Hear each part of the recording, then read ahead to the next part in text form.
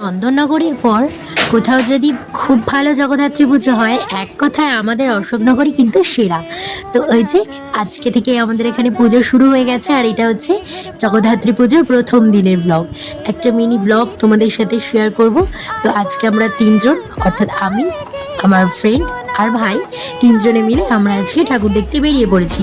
আর তিনজনে ভীষণ সেজে গুজে ফাজলামি মারতে মারতে এগিয়ে চলেছি প্যান্ডেলের দিকে।